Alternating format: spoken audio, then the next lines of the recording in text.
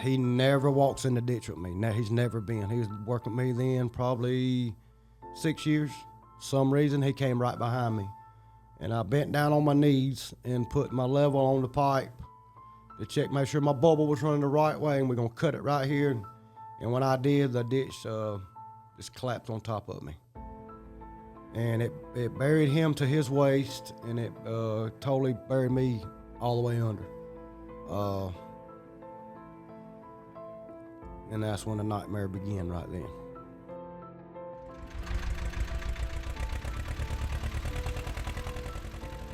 The sound of that tractor means it's time for us to get to work. You're listening to the Give Us the Dirt podcast, powered by Hoopaugh Grading Company. My name is Brandon. I'm Bam Bam. And we are your host. Let's dig in. Yep. Bam Bam, this is your guest, isn't it? It is. And this is Jeff Dabbs. And I'll tell you how I met Jeff. Well, this morning was actually the first time I've met you. Yes. But we've been texting and back and forth, but we've been having some theft issues on a construction site. And I had met with a deputy that I worked with previously, and we were talking, and I was telling him what we did and what I did, and he informed me about Jeff, and gave Jeff my number. Jeff, we got in contact with one another, and I ain't gonna spoil it. But Jeff's got an incredible story of survival, and he's got a message, a powerful message that I think we all need to listen to. Everybody in the construction business, anybody that thinks that the day is normal. I think Jeff's got a great message for that. But this is Jeff Dabbs. Jeff, welcome to the Give Us the Dirt podcast. Thank you, sir. Hey, how your nerves right now? I'm pretty nervous. Don't be. Bam Bam's, he may look intimidating, but he's a big teddy bear. And this is out of my wheelhouse too, Jeff. I'm just telling you. It's very out of my wheelhouse. Hey, this is just three guys having a conversation, and thank you so much for coming in to do this. We're gonna get into your story, and Bam Bam set it up, but you haven't told this story. No, sir. This is the first time publicly that you've shared this story with anybody. Well, we are honored and blessed that you've chosen to share that today. And I truly believe that you sharing this is going to save lives. I believe that. I do. I agree. Well, Jeff, let's dig into it. Why don't you tell us your background? How'd you get into construction? My brother started this company in 1991. What's the name of the company? Best Rate Plumbing. And after about 2 years of him opening it up, I was working at a valve company up in Charlotte, working inside, and I've always liked to be outside, and he offered me a job as being his helper. And that was about 26 years ago. And in October, it'll be 27 years I've been doing plumbing.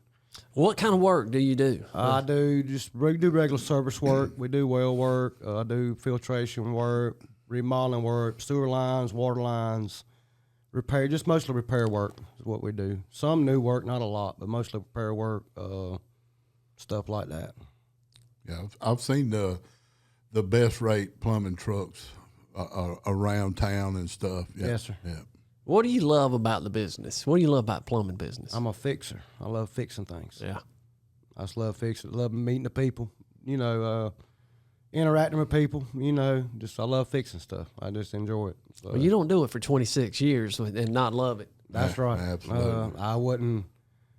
Sometimes it's hard working with family, but my brother takes care of me and takes care of us, and I wouldn't go work when ain't no money gonna make me go nowhere else. Never.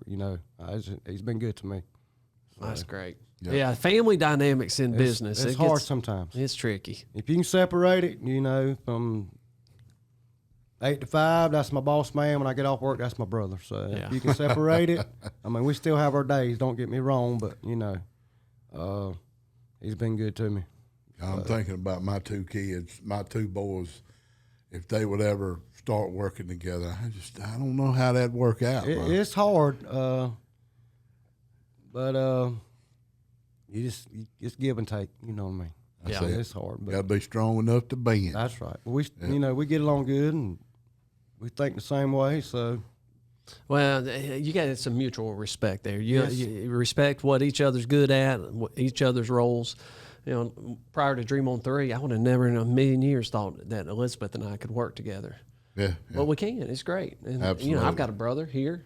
Yeah, you sure do. Yeah. It's just you get to appreciate what the other one's good at and respect them for that, and they do the same for you, hopefully. Yeah, absolutely. So Jeff, we're gonna. I don't know any other way to do this other than just to dig into it. What was the day? Do you remember the day? December 7th, 2017, December 7th, 2017. at 1:00. Take us back to the morning. How'd you start your day? Normal morning. Went to the shop, loaded up the backhoe, loaded all the equipment up, and just headed on up to. It was in Pineville where we done the job at. Went and got the material, got up there and knew what I had to do. I had done put the camera down the line. I knew the sewer line was running backwards. I had done unstopped it, a couple times. So What was the job? It was a sewer line. The apartment building was stopping up, and the sewer line was backing up in the building. And it had settled down over a period of time. It had a belly in it. It's like a belly in the line. It was holding water, so it wouldn't drain. So we was going to dig that section up, probably 20-foot section, and replace that one section is what we was going to do. How many times had you done that? 26 years, a lot. Probably, I can't count how many times I've done that. Yep. A lot.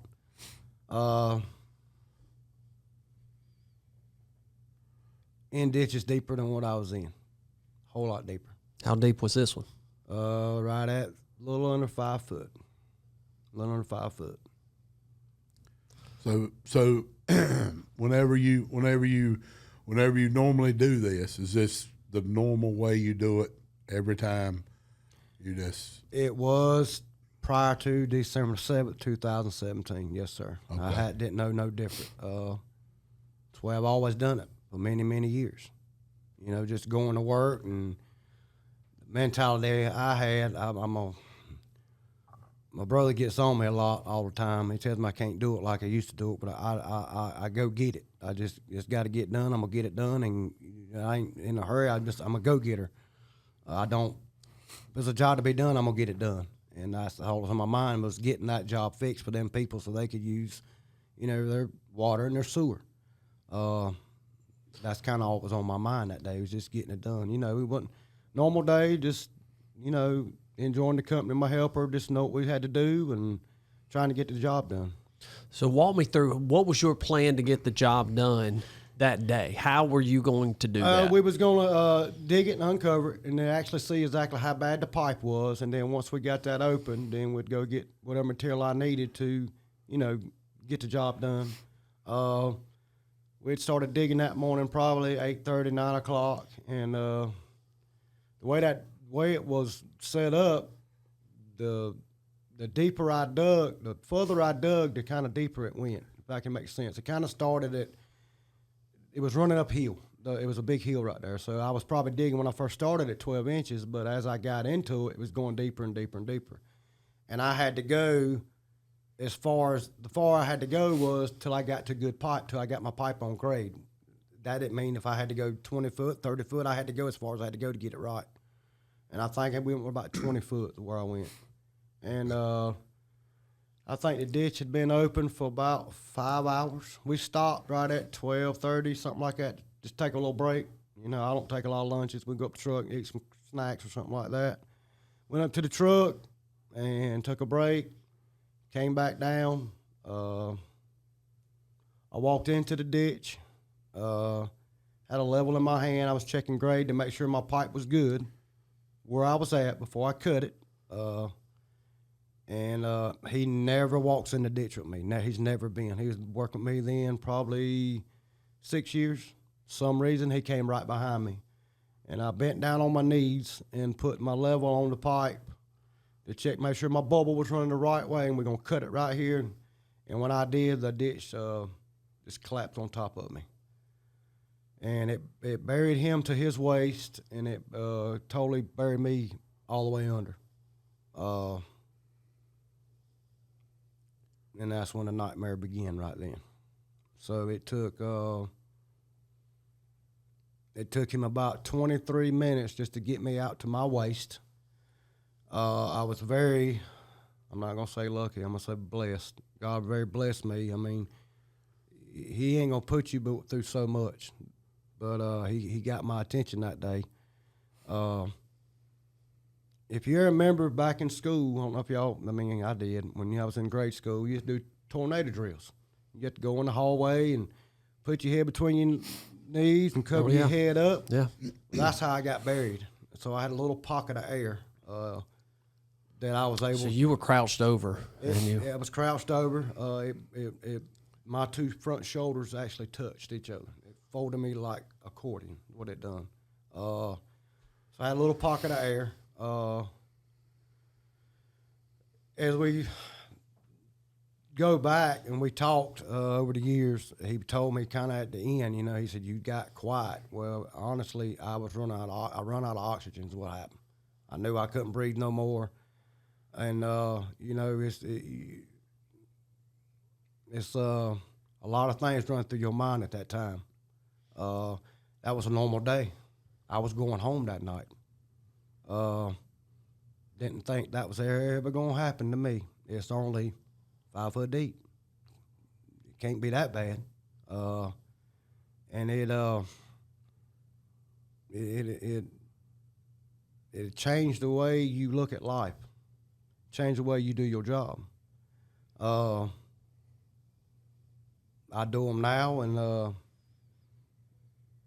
my life is more important than that sewer pipe in that ditch running backwards. So I'm going to take every safety precaution there is to make sure I'm safe, my coworkers safe, and that I get to go home at night. Wow. Jeff, let's go back to, you had your helper in the ditch with you. Yes, sir. He got buried from his waist down. Yes, sir. You're completely covered. How much dirt did you have on top of you? When we went, I had to go to 2 OSHA classes, and when we went to the competent person class to go through that, my brother knew kind of how mentally it was going to affect me. So what he done, he actually paid extra money. It was just our company. That's it. Nobody else in the room, because he knew it was going to be a tough day on me. And the instructor for the OSHA class asked me, could he use my scenario? And I said, yes, sir. So I had to tell him how deep the ditch was. And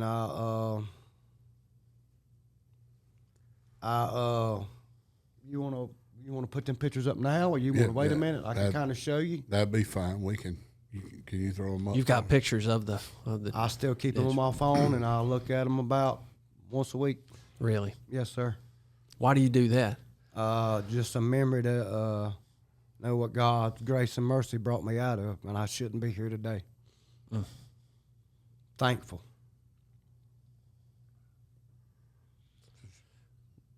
So let me ask you, go ahead. Yeah, while we're getting those pictures up, I'm curious. There they are right there. Yeah. So, well, we had them.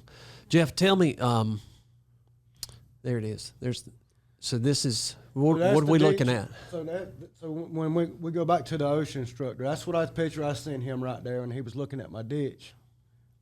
Which you can see down here at the bottom where I cut the pipe right there. That's kind of where we started. Right here. Yep, and if you look up where that shovel is right there, that is the hole I was in. And what had happened, he classified that as Class C dirt, is what he classified it as. And what he told me was the pressure of that building had pushed on that ditch the whole time I had it open. And it just so happened to cave in when I walked back into it. I had, when he calculated the mass and the force and all that, I had over 6,000 pounds of dirt on top of me. 6,000 pounds is what they calculated. He said the weight of 2 Volkswagens, what he said. That's the exact words he said, which is about 6,000 pounds. Jeff, I want to understand that, and I really want our listeners to understand what you just said there, because you look at this picture, and And I think you said this earlier. You said it's only 5 feet. That's Can't be right. that bad. That's right. And you look at this picture, and my brain goes to that. Like, well, you know what? I don't understand. That doesn't look that bad, but it was 6,000 pounds. That's what he said. What do you remember the force when it hit? Do you remember what it felt like when it collapsed? It felt like I got hit by a truck, and it just pinned me. And you know, and this is kind of what he taught about too. People think, well, I can get out. I can get out. You ain't getting out. I pushed and pushed and pushed, trying to push my way out. I pushed so hard, straining and pushing it. I had it busted every blood vessel in my face. I had blood coming out my ears, out my eyes, out my nose. It actually broke my sternum. It actually pushed blood out of my heart. And it was me straining so much to try to get out that hole that you're not going to move that dirt. And it could have been class A, B, or C. It didn't matter, but it was just the weight. You're not going to get out. And what happens, what people don't understand when a ditch collapses like that, they think it just all falls at once, and it don't. You can't figure it out. I mean, you're not going to be able to move that fast. And what actually happens, it actually when a ditch caves in, it actually comes in from the bottom first, and that's what pins you, and then it rolls over on top of you. So when he figured it up, the weight of the dirt and everything, he said that dirt kind of hit me as a speed of a car running 175 mile an hour. That's why you're not getting out of that ditch. You're not going to move at 100. I can't move at 175 mile an hour. That's what a lot of people don't understand when they look at it. It could be 2 foot, 3 foot. My helper could have easily just been as hurt worse than me in a way, because he was buried to his waist, which was pressure, which could have caused them blood clots, what they was worried about on me. Right. And then there's some people that don't get buried all the way down who make it out the ditch. He said this. They get out the ditch, walk over there, and fall out like that. What you call that something? It's called Grateful Dead. Yeah, that's it. Within 24 hours, yes, the blood clot gets to their heart, and they pass away from that, because it pushes all the blood up from your lower extremities up to here. Now you haven't got anything down here, and then whenever they dig you out, now that blood goes back down. Well, in that time, there's clots formed down here. And then that gets up to your heart. And they say within 24 hours, if you do make it out, a lot of folks pass away because of that. Yes. Some of them don't even go to the hospital. That's right. They just go to the house, and that's, that's another danger that you have to think about. If you do make it out, now you got to make it through the next 24 to 48 hours without throwing a clot and passing away that way. For my coworker, my family, and they'll tell you this day, my son, my daughters, my brothers, my whole entire family, there was a reason God let that boy come in that ditch with me that day when he don't. But my family is forever indebted to him, because if we went for that young man, I think he was 22 years old, to stay composed, he could have easily dug his own self out and walked out that ditch and left me under, but he chose to dig me out. And that says a lot about it. Well, that's something else. And what? How much did you have? And you can show us with your hands. How much do you have on top of you? As far as if you look at that ditch was nothing in it at all. Imagine that ditch open, right under 5 foot. So that we're just going regular number. That ditch is 5 foot deep right there. Just say that. And how wide, for those that aren't watching on the video right now, how wide would you say that ditch is? I had an 18-inch bucket on my backhoe. Ain't that standard? Yep. 18-inch. Yeah. You had a mini hoe out there. Well, that L35 Kubota right there. Oh, okay. I see it now. It's standard backhoe. Standard, whatever back. It's a standard. I think it's 18 inches. It wasn't 18 inches wide, 5 foot deep. Yeah, I wasn't shelled back or none of that. I had my spoil pile right on top of my, but you can see my spoil pile, but it didn't cave on that side, but it caved on the other side. But I still didn't have my spoil pile back far enough. But I was at the bottom of that 5 foot ditch, so you can see that dirt's within a foot from on the right side. It's within a foot up. So yeah. the whole 5 foot, 4.5 foot of dirt was on top of me. And you had you're and just so everybody that's looking at it can see, you're 10 feet off of an apartment building. That's right. And the weight of the building, the previous weather conditions, all that contributed to Yes. them classifying it after it collapsed, Class C soil. Yeah. He said, I don't know if you can see that gutter drain right up there. It had rained the night before, and now all that water run down that hill right there, and it soaked in, and that's how he classified it as Class C. When we went, when I done my competent person, and because he showed us with the little plug-in thing. Plus, he told us how to do it with a finger too. Yeah, yeah. And when I went to feeling it, I felt the dirt. I know what the dirt was, and I said, "This is the dirt I had right here. I know what it is." And it was heavy, real heavy, and that's how he said it was 6,000 pounds. But if you see the shovel right there, you can see how deep that hole where that shovel is. That I was in that hole right there. That's where I was at. How fast did it happen? Second. Split second. You know, because I'm sitting here and I'm looking at this picture. I'm listening to you, and I know me well enough to know I probably would be thinking the same thing you did. I can do this. That's right. Oh, I can get in this. I will be in and out of it really quick. Let me jump down there and let me get this measurement. Let me put this level on it real quick, and I'll be out of here. I would. Me too. I mean, there's no ifs, ands, or buts about it. You know, we just feel like, you know, I can jump down there and do it right fast. That's right. And that's when it happened. That's right. But when that happened and that trench collapsed on you, you burst every blood vessel in your face trying to move. Trying to get out. Yep. And you couldn't move at all. Nope. How long were you buried? 23 minutes. The last little bit, it's hard to tell you. A lot of things run through your mind. Being buried alive is the scariest thing of it, because my hands, my life was in somebody else's hands. It was God's hands, but God used a tool to get me out, which was that young man and the Pineville Fire Department. I'm grateful for them the rest of my life too. But could you hear anything? Yes, I was screaming through the dirt to him to get me out. He was screaming back. I was trying.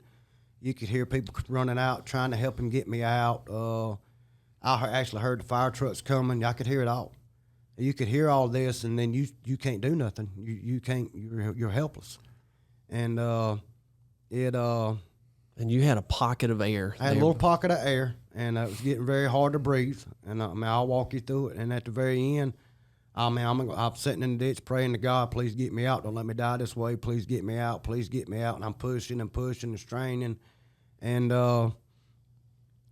there at the very end, I gave up. I just quit. I don't know what, I can't explain to you this day what it is. I became calm. I think I just gave up. I don't know. Peace come over me. I just quit. I quit breathing. He told me after the fact, he said, you got quiet the last 5 minutes. I said, I don't even remember the last 5 minutes. I can remember as I was running out of oxygen, I couldn't breathe no more, and I gave up. I said, this is the way I'm going to die. That's exactly what it is. I mean, it's very traumatic mentally knowing you're going to die, and that's how you're going to die. I mean, it kind of, you know what I'm saying? But I felt a trickle of dirt come down by my face right here, and then I kept feeling it trickle and trickle and trickle, and I kind of opened my eyes up, and I actually seen daylight. And when I seen daylight, I felt fresh air come in. I just started breathing all that air, and I felt his hand come all the way down through that dirt. And first thing he done was started pulling me on my hoodie. I had a hoodie on, and it was choking me. And then he kind of got me, and he reached down and grabbed me by my chest, and he pulled me up. When he did, he got me to my waist. And when I came up, I seen the fire department was already there. They had already started shoring it back, trying to shore it, making themselves safe to get me out. And they the ones that finished with them shovels, and there was more shovels there. They picked all their stuff up, and they finished digging me out. I walked out the ditch. I was in shock. You walked out of the ditch. I walked out the ditch. I got back on that backhoe right there, and they about slapped me and said, "What you doing?" I said, "I got to finish this job." That's the mentality I had. I got to finish this job. And they said, "No, you're not finishing nothing. You're going to the hospital." Your first instinct was to get back on the backhoe. I got back on that backhoe. Yeah, I did. Wow. What was going through your mind at that point? Did you? They weren't going to be able to use the bathrooms that night. They weren't going to be able to use the bathrooms. Oh my goodness. Yes. I mean, were you just in shock? Shock. I think when I came out of that ditch, after they got me all set down and on the gurney and all that, my blood pressure was like 200 something, over 200. It was bad. I mean, they rushed me to the CMC main. It was all, I don't know, a lot of people, it was all over the news. News had me getting airlifted and all that, which I wish I would have, because they about killed me in an ambulance going down the road trying to poke needles in me, driving me. I'm 77. But I mean, you probably 30-something doctors hit me in the trauma room. They started doing ultrasounds of my heart, ultrasound of my legs, checking for blood clots, trying to figure out what was wrong with me. And that's when they figured out I had broke every bone on my right-hand side upper body was broke. Only thing was holding together was cartilage. That was it. That was kind of weird. I mean, your skin goes one way, but your body goes the other way. I was out of work for 3.5 months. Couldn't do nothing. If I was able to tell somebody today, you know, your life is more important. You got to get the job done, but you need to go home to your kids and your wife or your girlfriend or your family every single night. You don't want to have to deal with what I deal with mentally on a day. It's so hard to get up every morning to put one foot in front of the other to go to work. It really is. Jeff, I can't imagine. I guess your story is so powerful, but talk about that. Talk about, are you still in pain? I hurt every day. I'm hurting. Are you hurting right now? Yes, sir. I have chronic nerve damage that will never go away. I have to go to physical therapy every 2 weeks to get adjusted. He has to work my shoulders, my back. Bones that I didn't break, I hurt because of the pressure. When it hit me, it just jammed me, and it does a lot of nerve damage. And that's something that won't never go away. I go to therapy as far as PTSD, anxiety, panic attacks. I go there about once a month. You know, I can see somebody in a ditch driving down the road, it triggers it. You know, just a thought. I think about it every day.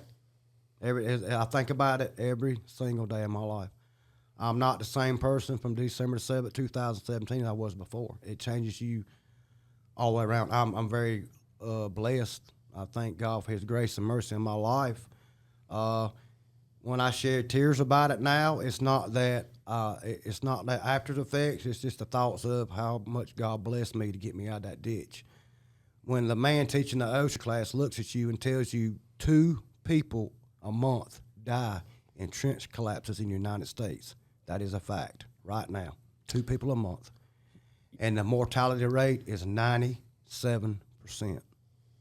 That's the part that I think we really want to make sure people understand, is that you don't come out of these things. No, you don't. Like all the drills and all the safety trainings that we've done, you don't survive. No. Trench collapse. It is a recovery.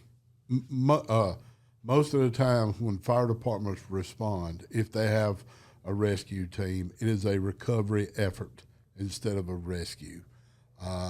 They have to determine that, and that's why it's so important that your helper done that preliminary work so they could see that you were a viable patient. Yes. To be able to get you out of that ditch. What he did really, because most of the time it's, hey, we just need to slow it down, make sure we got everything, but that it changes things whenever you find out, hey, this guy's still breathing. You know, you never get to see that. There's people that don't survive lesser of a collapse than you did. Yes.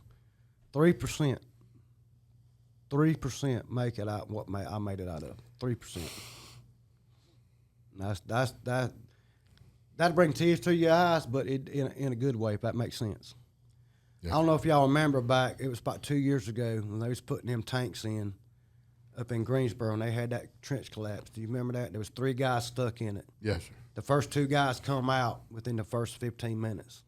That last guy, who was probably the main guy who went in first to do the work, I went by. I was watching it on Facebook Live. They had a helicopter up there, and I watched, and I watched, and I watched.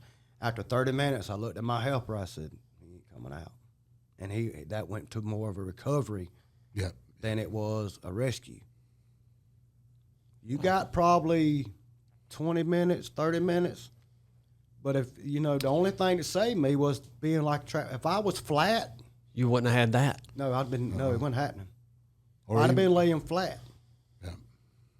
So I was able to at least expand my lungs to a certain extent. You know what I'm saying? But if I was laying flat, no. Another thing I learned too, and it's a good thing, and I do it now. I don't care if the ditch ain't my 2-foot. Now to let you know, I don't get in no more ditches over 4 foot deep. I have made a lot of customers mad.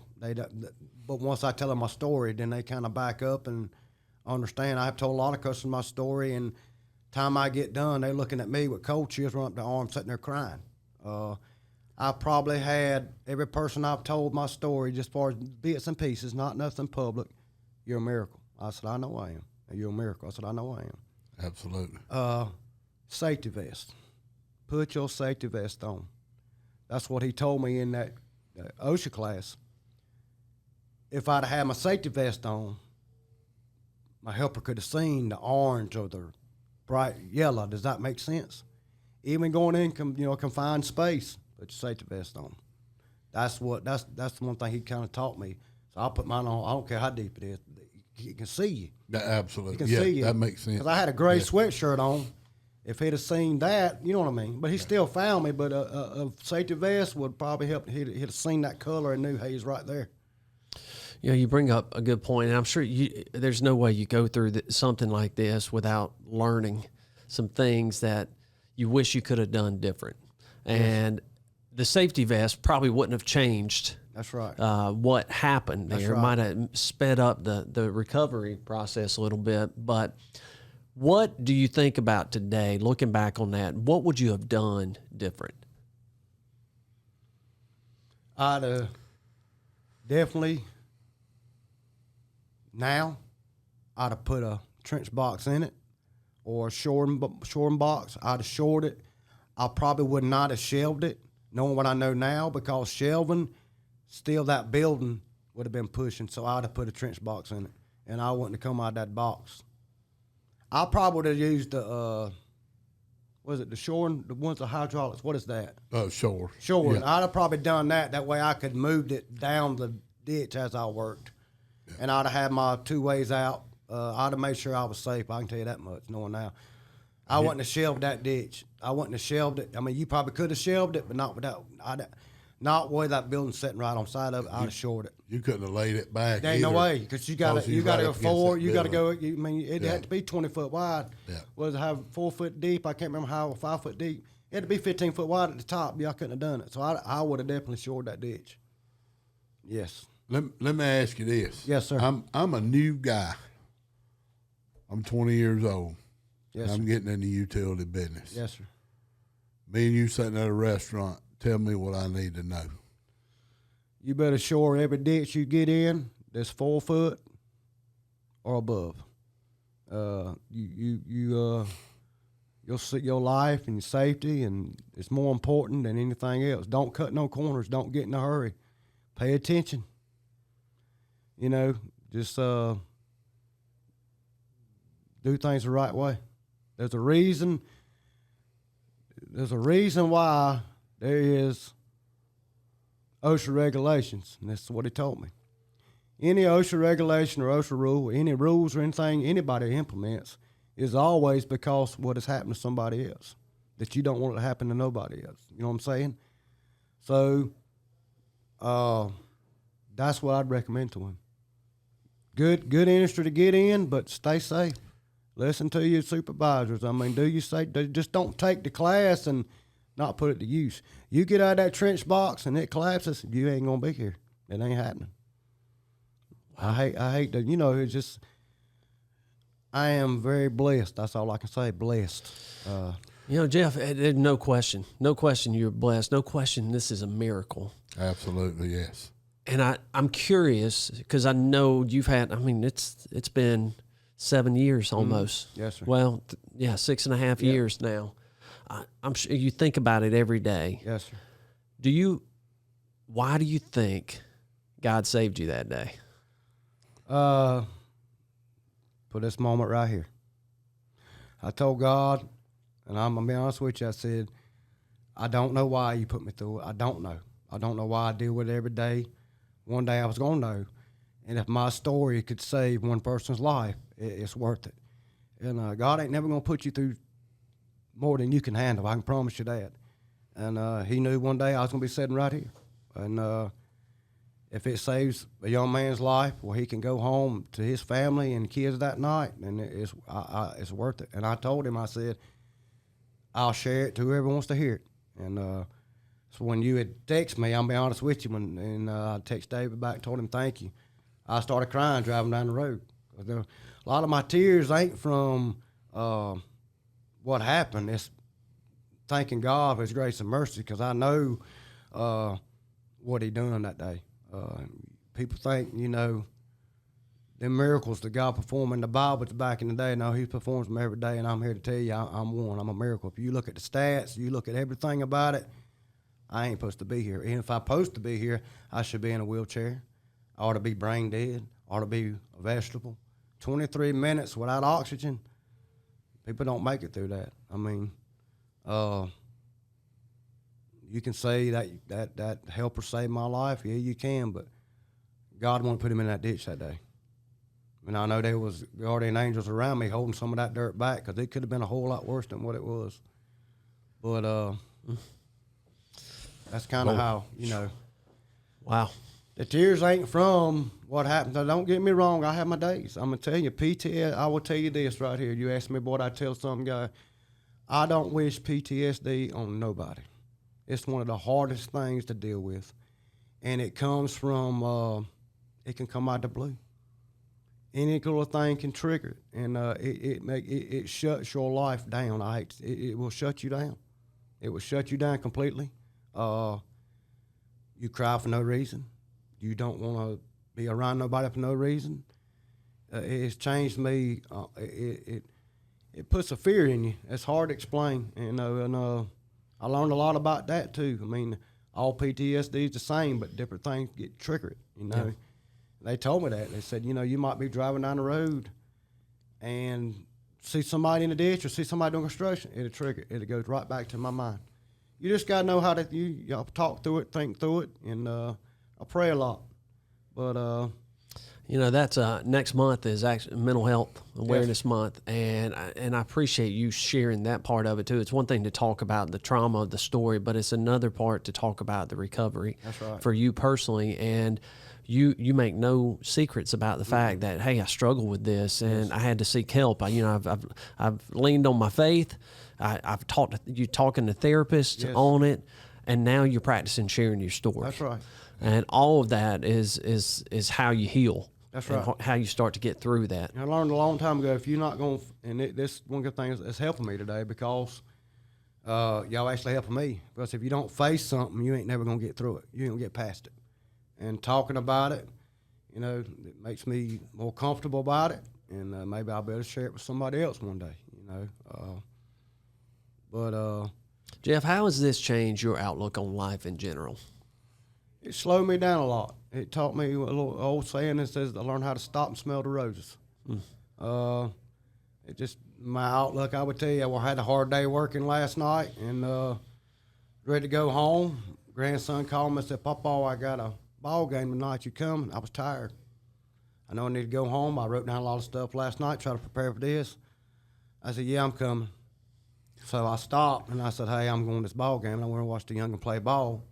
And then I went home. Stuff like that. I spent a lot of time with my kids, my grandkids. We fish, we hunt together, we go on trips. I make a lot more memories, and I take a lot more pictures. It will slow you down, and it'll make you look at life a whole lot different. I don't, and it's hard to say this, but I don't get mad at the Charlotte traffic as long as I used to.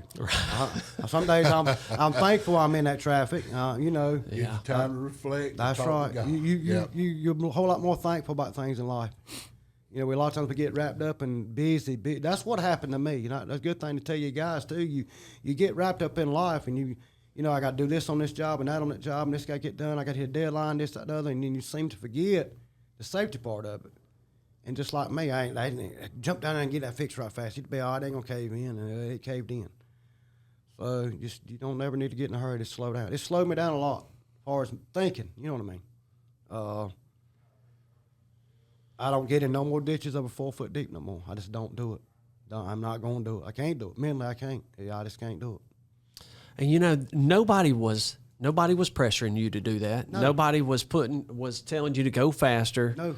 To go. You did this yourself, and I'm sitting here. I'm thinking about opportunities for that to happen. Yes. We do that to ourselves. That's right. Nobody's putting us in that situation most times. It's us. Got to get the job done. Got to get it done. I was worried about them people in that building. That's what I was worried about. Got to get this done. It's next play. That's right. That's right. That's it. Well, and you know this now, and I hope people are taking this away. I'm sure this story is hitting people hard. It hit me hard today, but it really does give you a different perspective that there is no job so important that you need to risk your life or someone else's life to get it done. That's right, 100%. Yes, sir. Yeah, I'm sitting here listening to you talk and thinking about stuff and you know, I know that sometimes the man will put you on your back to make you look up, and I feel like sometimes that's what happens to us. But the lasting effects, the impact that it's had on you, the ability to come in here and talk to us today about it, to share this message, to get it to people who need to hear it, and people who may not think they need to hear it. It started out a normal day. It did. And that's the way it always starts. That's right. And it's the stuff that we do every day that ends up biting us. That's right. Because that's where we get complacent. That's where we stop looking at the big picture. That's where we stop dotting all of our I's and crossing all of our T's. My mind that morning was nowhere near on that ditch caving in because I've been done it so many times. It wasn't on it. I was just enjoying the day, working. Sun shining after the rain went by, good day. That one mistake I made affected me the rest of my life, and it almost cost me my life. Because I will tell you then, I didn't know no better. I didn't. But with training now, if I'd have knew, I'd have never. If I knew now what I knew then, I always say that, and there ain't never again. And to the ones who's listened to it thinking, well, that might not never happen to me. Well, I thought the same thing too, and you can see what happened. And it ain't worth your life. That's another great point. The training. I mean, it's one thing to not know it and to get down into that hole. It's another thing to have been trained on it and to heard a message like you hear today. That's right. And to do it again. That's right. And to get down into it. Jeff, man, thank you. Thank you for having me. Thank you for coming in and sharing this. 6.5 years you've been hanging on to this, and I'm humbled and honored that you have allowed us to help share your story. Thank you. It breaks my heart that you've had to carry this. And it breaks my heart that you have to carry this burden and that you've got to deal with the pain and the trauma of it. But I do believe that God has a purpose for you and your life, and that somebody's listening to this today and their life is going to be saved because of your story. In close, I know we're about done. I like to say this one thing because I got to say this. I didn't know it was going to happen that day. And you better know that that the Lord Jesus Christ is your Savior, because you never know when it's your time to go and where you're going to spend eternity. I would tell you in that ditch, it wasn't the fact if I was worried about me dying or going to heaven or hell, because I knew I was going to heaven. The fact that went through my mind was that grandson of mine.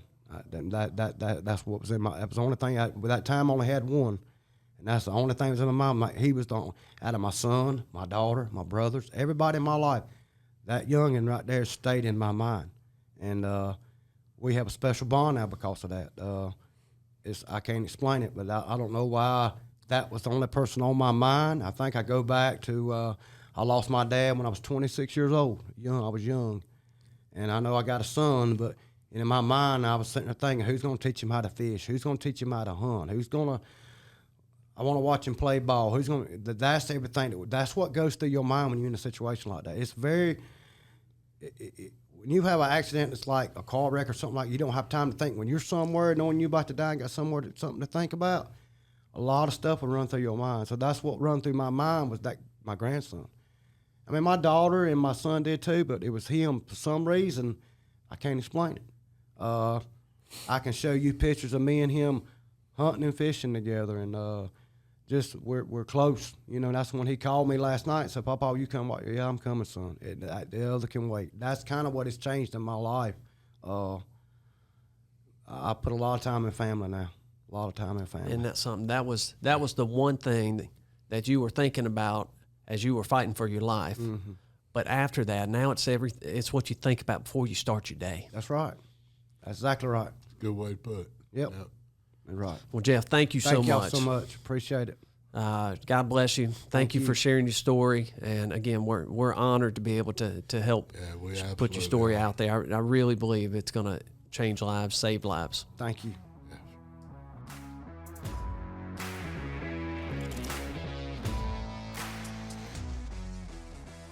Thank you for listening to this episode of Give Us the Dirt.